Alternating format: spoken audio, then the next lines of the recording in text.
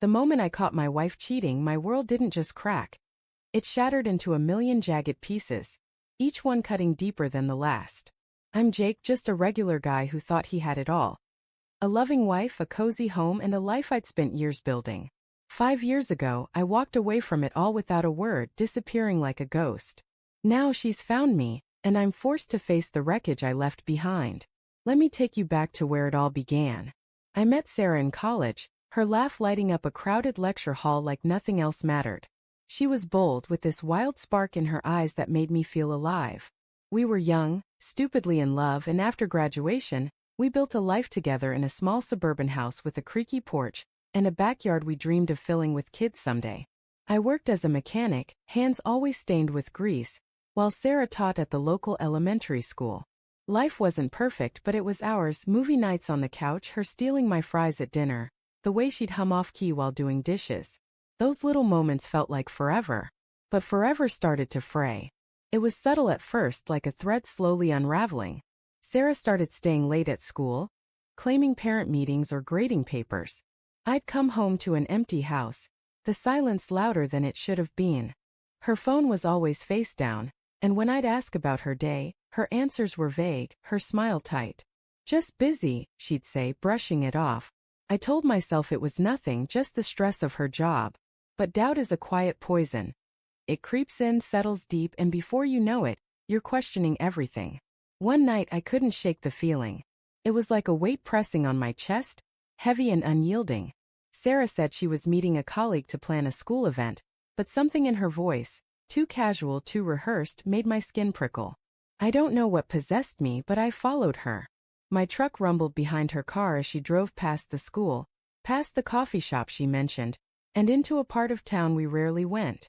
She pulled into the parking lot of a dim-lit bar, and I watched, heart pounding, as she walked inside. I sat there for an hour, gripping the steering wheel, telling myself to drive away. But I couldn't. When I finally pushed through the bar's heavy door, the smell of stale beer hit me, and there she was, my Sarah, tucked in a corner booth, laughing with a man I'd never seen. His hand was on hers, their faces too close, her eyes sparkling in a way I hadn't seen in months. My stomach twisted, and for a moment I couldn't breathe. I didn't confront her. I just stood there, invisible, watching my life crumble. When I got home, I sat in the dark, replaying every moment of our marriage. Was it me? Was I not enough? The questions clawed at me, but worse was the memory of her laugh, so carefree with him, so different from the strained smile she gave me. When she came home, smelling faintly of his cologne, I couldn't hold it in. "Sarah," I said, my voice low, trembling. "Where were you tonight?" She froze, her purse still in her hand. "I told you I was with Lisa, planning the spring fair. Don't lie to me."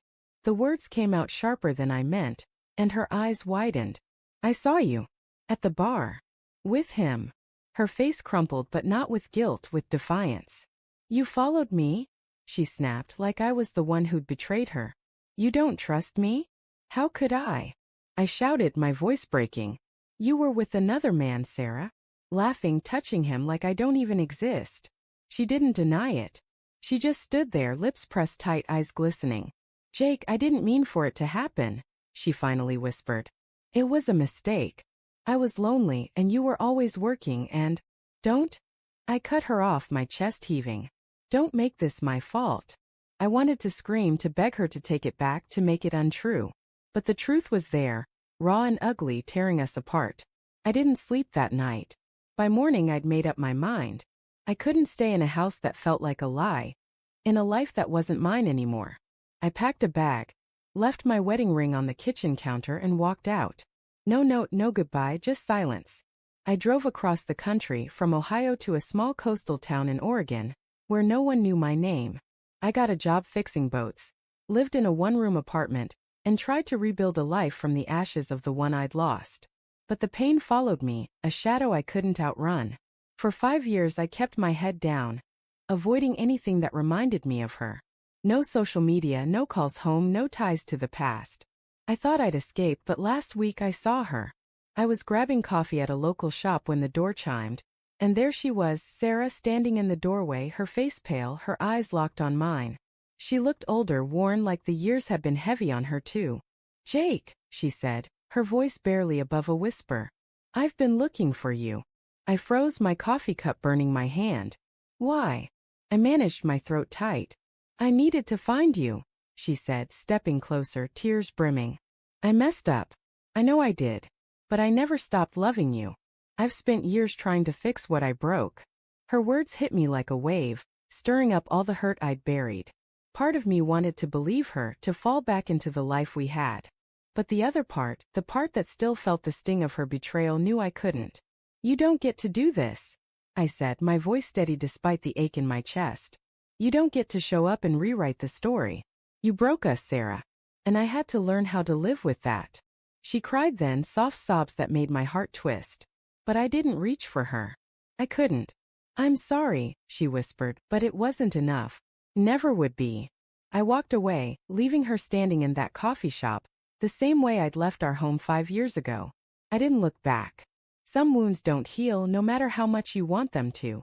And as I stepped into the salty Oregon air, I realized I wasn't running anymore. I was choosing myself, scars and all, and that was enough.